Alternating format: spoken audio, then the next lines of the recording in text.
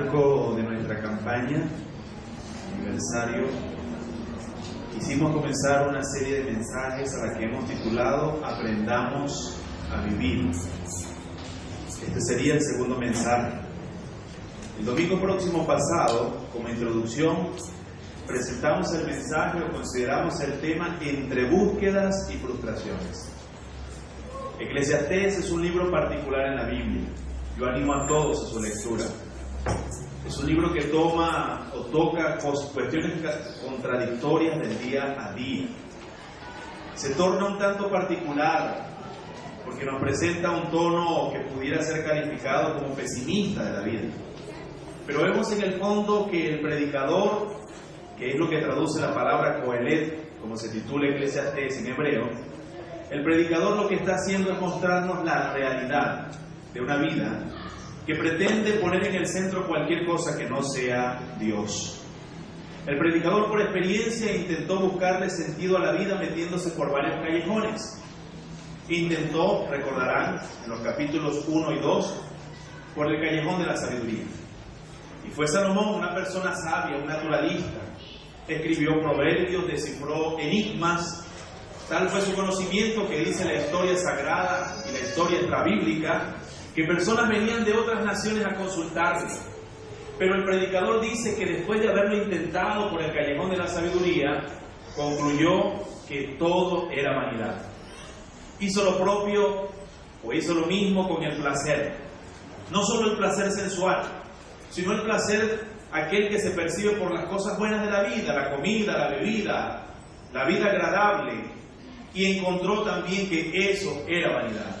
Siguió probando, pasó de la sabiduría al placer, las riquezas, las posesiones materiales, la fama, el desarrollo humano y el desarrollo cultural, para terminar diciendo otra vez en cada uno de esos callejones: vanidad de vanidades, todo es vanidad.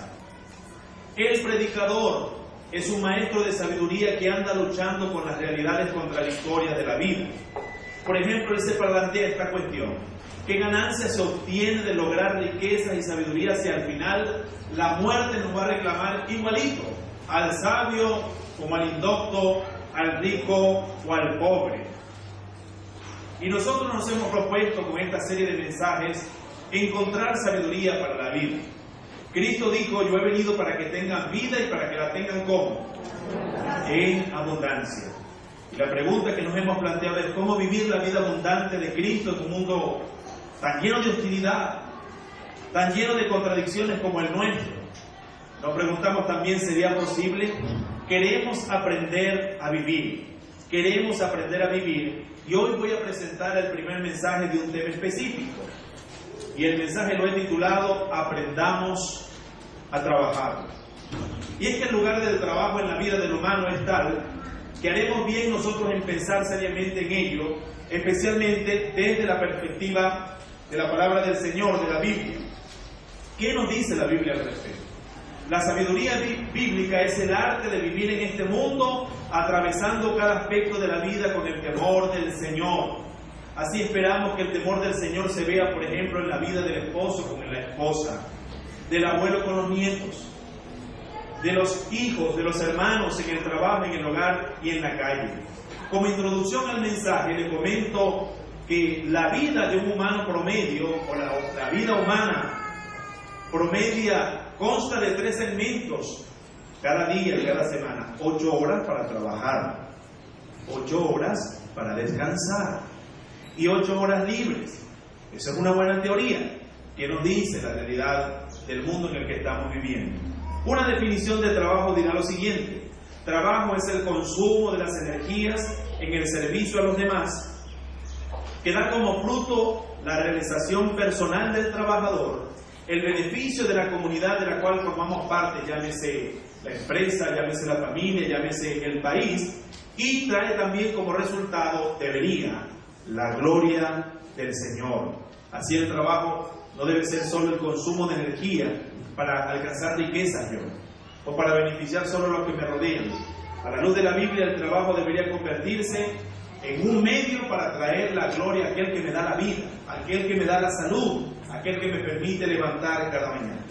Vamos a proyectar de Eclesiastés, en el capítulo 1, en el versículo 3, ese versículo corto que servirá de base al mensaje para la ocasión.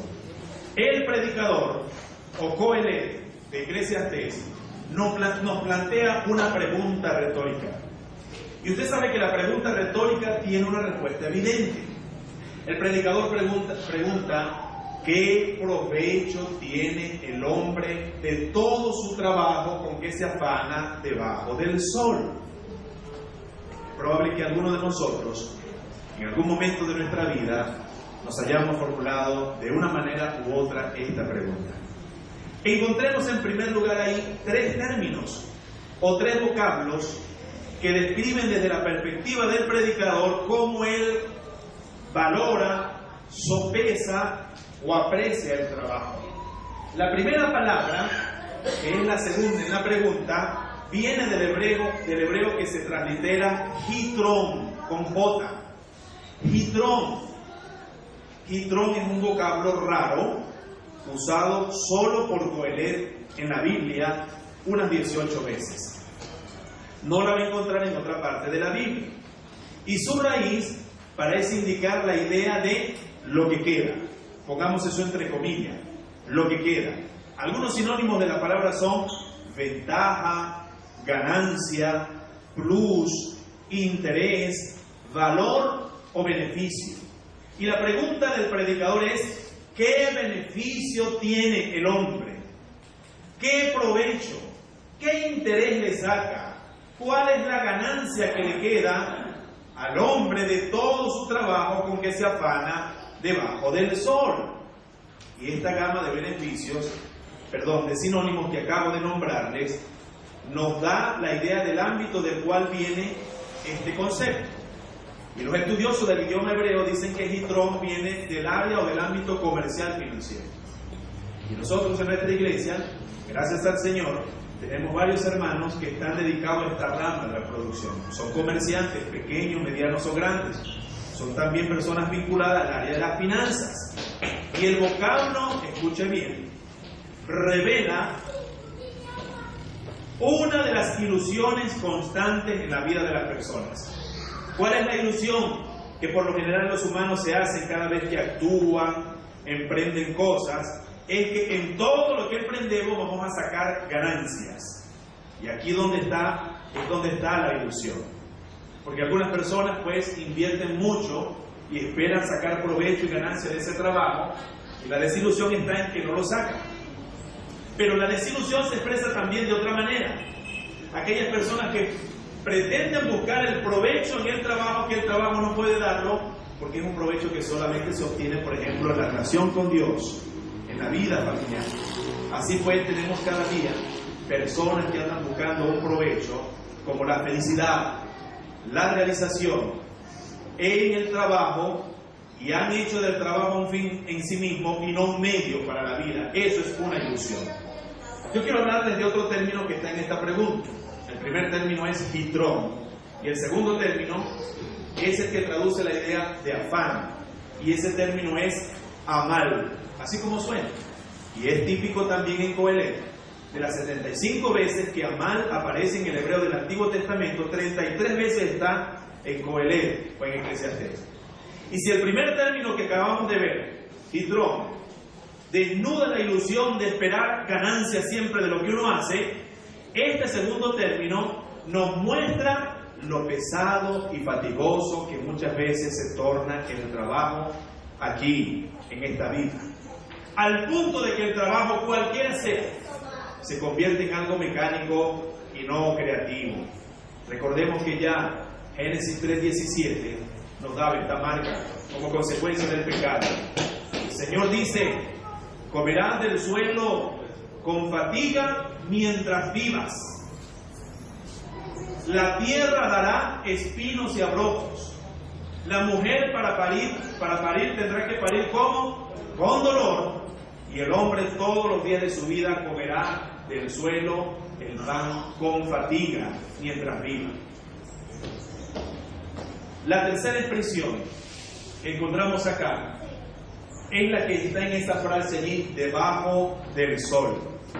Y la expresión en toda la Biblia es única también en Eclesiastés. No la busque en otra parte de la Biblia porque no la va a encontrar. Otras traducciones dicen en esta vida, en la tierra, en este mundo. Y se le puede ver en documentos extrabíblicos, por ejemplo, en el célebre poema mesopotámico llamado Epopeya de Gilgamesh. Allí en ese poema mesopotámico aparece la expresión debajo del sol. También lo va a encontrar en la obra griega La Odisea de Homero. Pero Kohelet no la usa en el sentido mítico de estas tradiciones no creyentes en la Biblia, ni con los fines éticos de estas. Recuerden que para muchas culturas el sol era visto como un dios. Para las culturas paganas, el sol era como el espectador que veía todas las actuaciones humanas. Y así en esas culturas había la idea de que el dios sol, que está mirando todo, él está pendiente de todo lo que tú estás haciendo. Para Eclesiastés no significa eso debajo del sol. Para Eclesiastés tiene la idea del ámbito en el cual él hace sus observaciones. Acuérdense que la metodología de Eclesiastés fue, entre otras, la observación.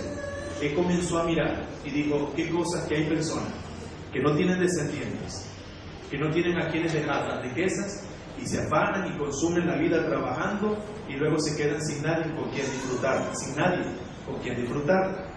La observación es entonces el método de Eclesiastés. Y él dice, debajo del sol son cosas que ocurren en toda cultura, en todo tiempo, no importa la raza, no importa el color. Estas tres sencillas declaraciones o palabras o expresiones, valor o provecho, afán o agonía o dolor en el trabajo y debajo del sol, estas hacen una triada con la que el predicador resume la dimensión ética, antropológica y cósmica. Esto suena raro, pero déjenme explicarlo. Para el predicador, ahí está el asunto de lo que le da valor al ser humano, de cómo el humano se comporta. Y entonces vemos a un ser humano tratando de buscar lo que no consigue y no puede jamás en el trabajo. Quiero ver, en segundo lugar, con ustedes la cuestión de los dolores, los amargores y las frustraciones del trabajo. Puede que alguien diga, bueno, pastor, pero usted está buscando desanimarnos del trabajo o qué.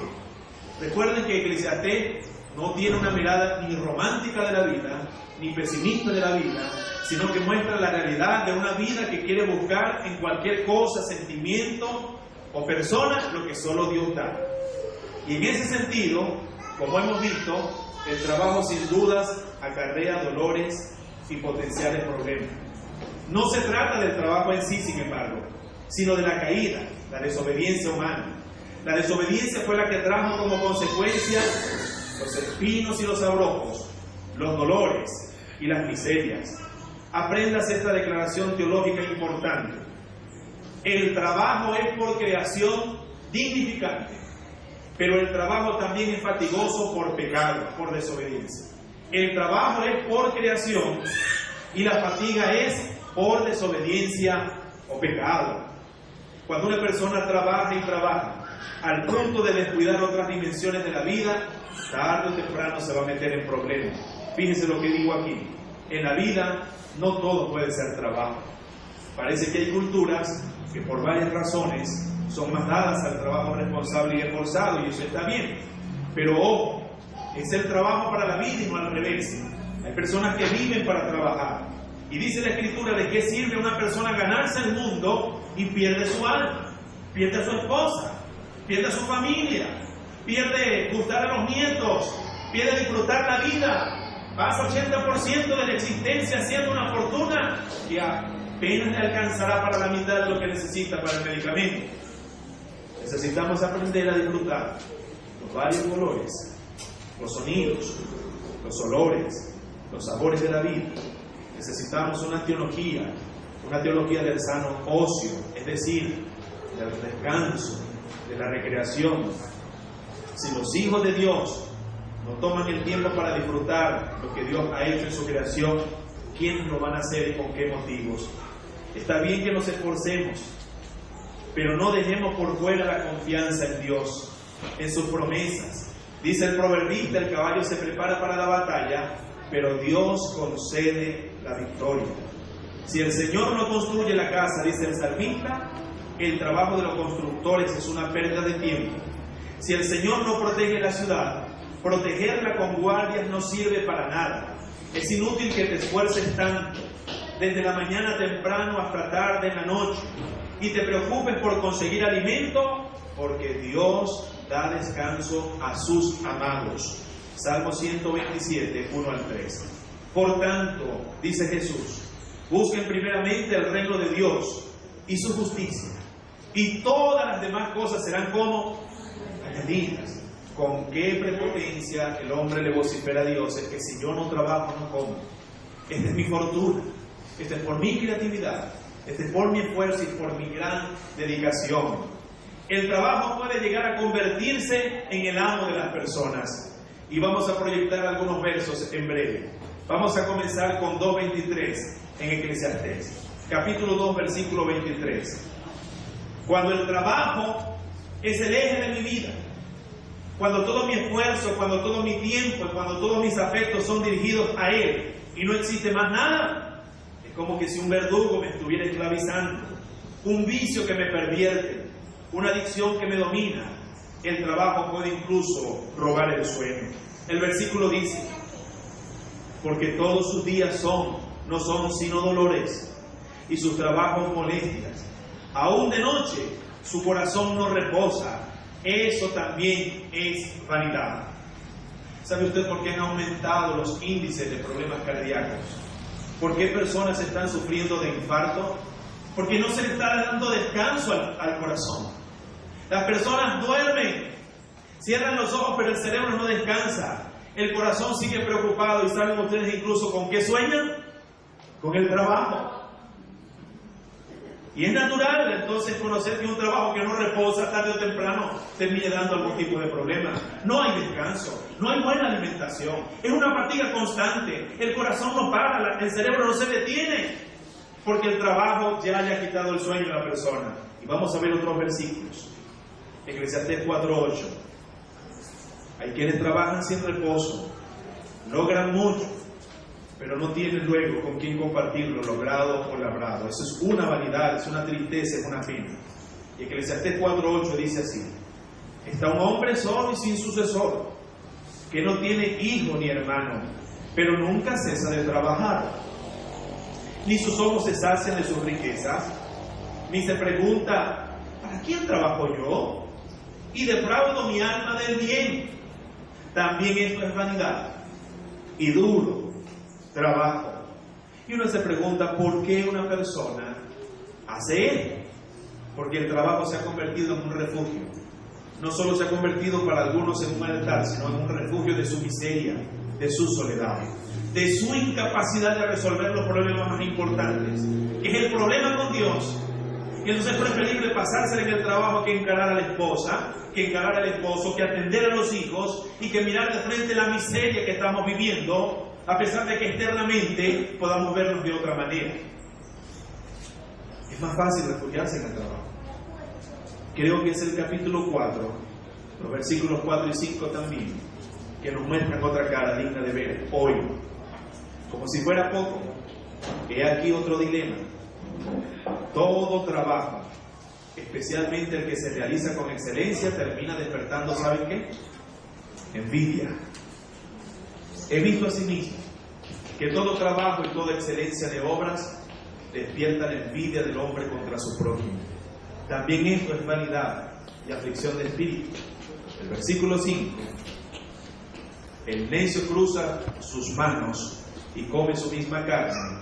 Versículo 6: más vale un puño lleno con descanso que ambos puños llenos con trabajo y aflicción de espíritu. Entonces puede que se entienda hoy que estamos haciendo una apología a la flojera. Quiera Dios que nada salga diciendo aquí: ya sé cuál es el libro de la Biblia que me gusta. Tremendo libro. Eclesiastés no es una apología a la flojera, no es una apología al conformismo.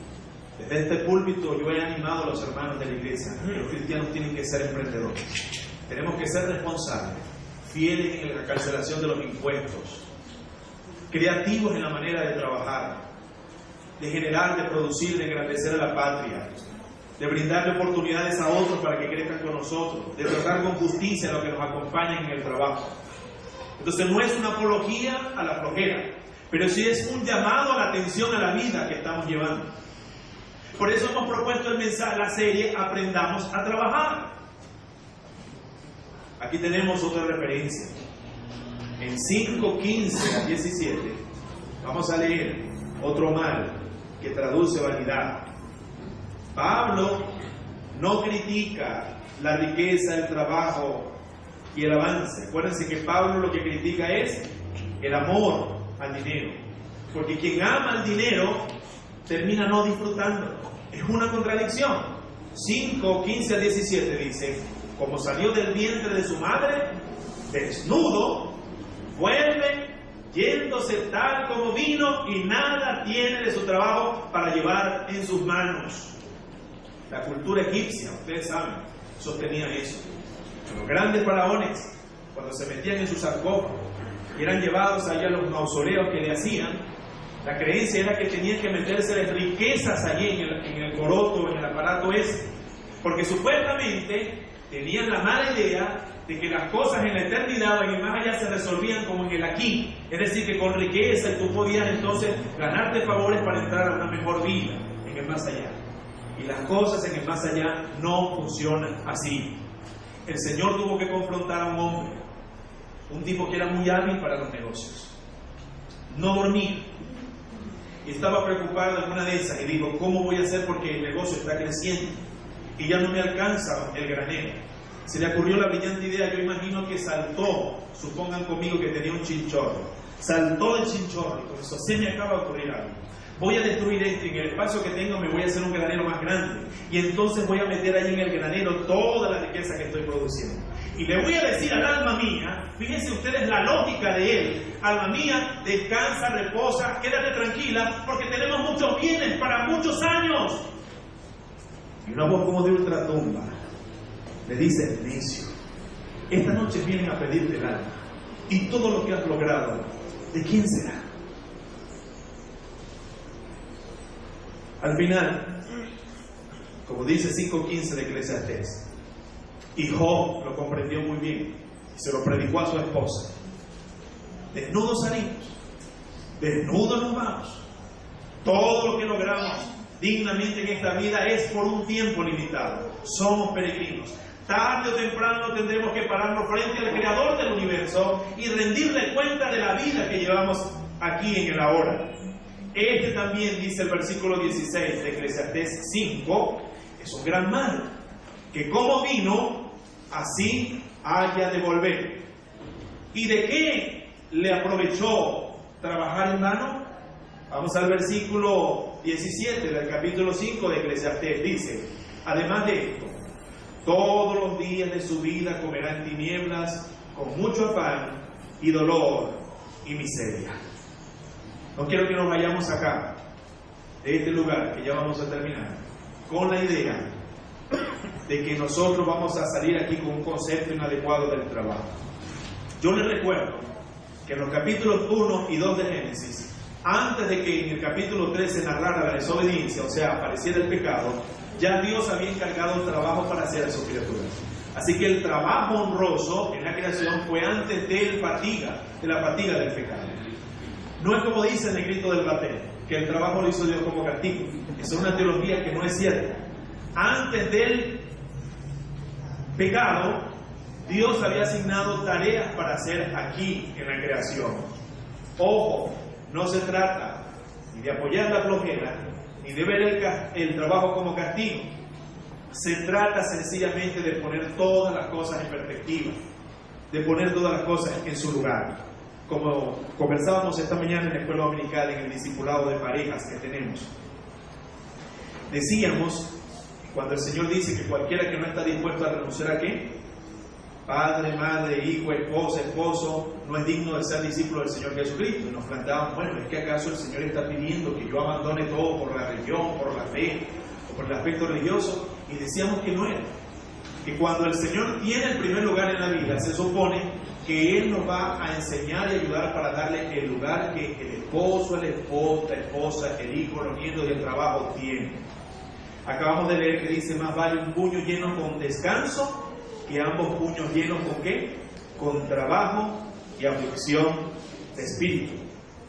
El personaje de nuestro libro no es conformista. Si alguien piensa, pero eso es mucho conformismo, porque si puedo tener los dos puños llenos, porque tengo que tener un solo puño lleno. La diferencia es tener un puño lleno con tranquilidad y paz, a tener dos puños llenos sin vida. Y Eclesiastés o Coelet no es conformista, porque acuérdense que él mismo es quien dice: todo lo que te venga a la mano por hacer, ¿qué tienes que hacer? Hazlo según tus fuerzas, según tu creatividad. Tenemos que ser esforzados. A los estudiantes que están acá yo les digo: su trabajo es estudiar. Su trabajo es estudiar. Y los muchachos tienen que aprender a ser laboriosos, responsables, industriosos desde pequeños. Desde que están en el preescolar, en la escolaridad, luego en el liceo y en la universidad, tienen que aprender que su primer trabajo en la vida es esforzarse para estudiar. Y tienen que hacerlo con dedicación. Otra gracia de la vida que encontramos acá es que, paradójicamente, con semejante tono, el predicador llegó a disfrutar de las cosas de la vida, y podemos leer allí en 2:10, Eclesiastés 2:10, dice: no negué a mis ojos ninguna cosa que deseara, ni aparté mi corazón de placer alguno, porque mi corazón gozó de todo mi trabajo, y esta fue mi parte de toda mi faena. Quienes pudimos llegar ayer al retiro o al paseo de la iglesia, tuvimos un tiempo espectacular. Miren, lo que me gustó del lugar aquí en ese club de los castores es que estaban unos hermanos que son típicos. Ustedes los ven en los paseos, ellos son los hermanos que yo les llamo los hermanos de nosotros vivimos bajo la matica, como dice la canción de cielo. Pues son hermanos que en todos los paseos llevan y se meten debajo de la matica. Estaban ahí conversando. Otros varones estaban jugando dominó, otros estaban en la mesa de pool, los niños andaban en su carro brincando, otros niños saltando en la cama elástica, algunos jugando futbolito, llevamos hasta arpa, cuatro y maraca, y la parrilla, comiendo, disfrutando de las bondades que Dios nos da. No es cierta esa teología y esa espiritualidad huidiza, que dice que usted es más santo mientras más se va del mundo, mientras más usted sufre. Usted es más santo si usted no se baña, no se peina, no usa desodorante, usted es un dejado. Usted es más santo, una persona humilde. Eso no enseña la Biblia. La Biblia lo que enseña es: Señor, yo no te pido que lo quites del mundo. Lo que sí la Biblia enseña es que lo guardes ¿de qué? Del mal. Pero no que nosotros nos limitemos de disfrutar las cosas buenas que Dios nos ha dado, especialmente si la hemos adquirido con justicia, con honradez y con responsabilidad. Entonces el predicador dice: yo he gustado las cosas buenas de la vida. Hay personas que tienen ese mal concepto, y lamentablemente algunos cristianos han dado ese bien. No, yo no puedo ser cristiano porque es que los cristianos son aburridos, ellos no disfrutan. Ustedes tenían que estar allá, y para que vieran a Carmen Figuera que dio un zapateado. Carmen Figuera zapateó con arpa cuatro y maraca. Y disfrutar la vida no es dejarme llevar por lo que no puedo controlar, porque no puedo controlar el vicio, porque no puedo controlar los deseos de la carne. Disfrutar la vida es tener control de mi vida y tener la capacidad con el Espíritu Santo ante las tentaciones sexuales y todos los placeres de decir la vida: no, puedo hacerlo si quiero, pero decido que no. Yo decido disfrutar con mi esposa, con mi familia, de una manera sana. Eso es disfrutar la vida. Disfrutar la vida no es quedar con otra opción, sino dejar llevar por la corriente de mis amigos, por la corriente de mis amigas, porque no tengo fuerza para decirle no a esa propuesta. ¿Quién disfruta la vida al final?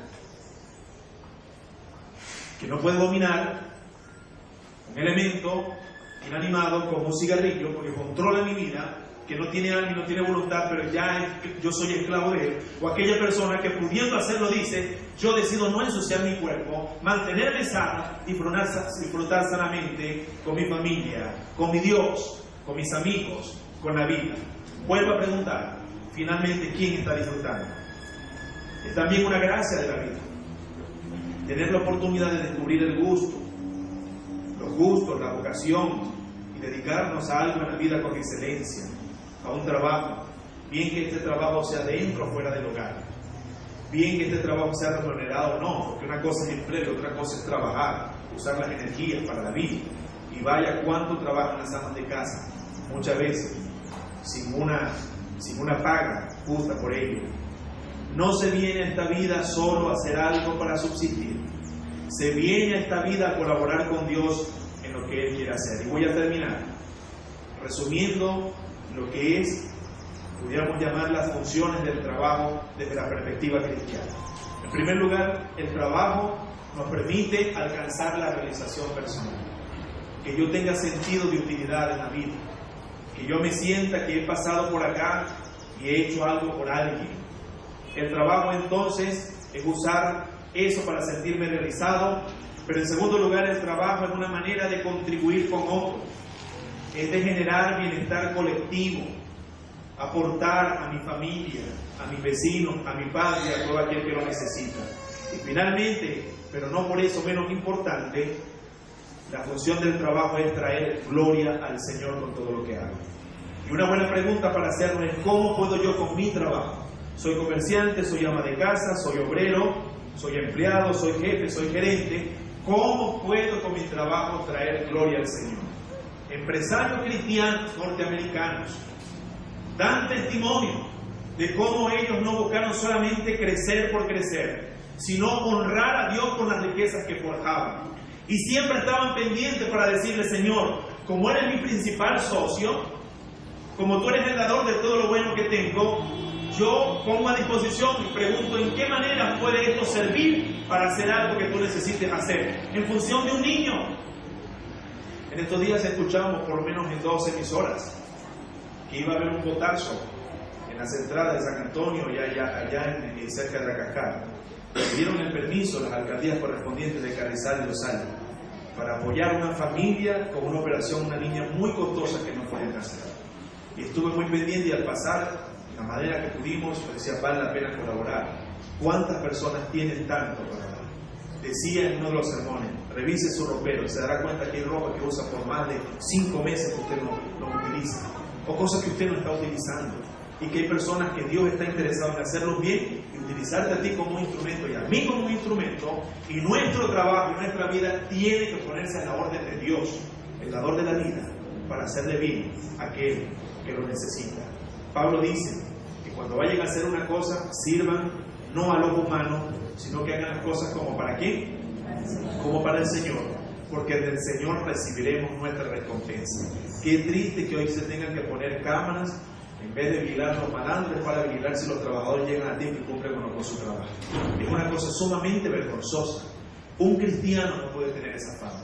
El cristiano tiene que ser responsable de su trabajo, llegar a tiempo, esforzado, cumple las normas y hace todo con excelencia, porque él no está trabajando para su amo. Desde la perspectiva de Pablo, cuando uno trabaja desde la fe, yo estoy haciendo mi trabajo finalmente ¿para quién? Para el Señor, que me está viendo, porque mi amo va a dejar de serlo, mi jefe va a dejar de serlo, y este orden de cosas se va a terminar, pero al final yo le voy a entregar cuenta a Dios de lo que hice o no hice en la vida.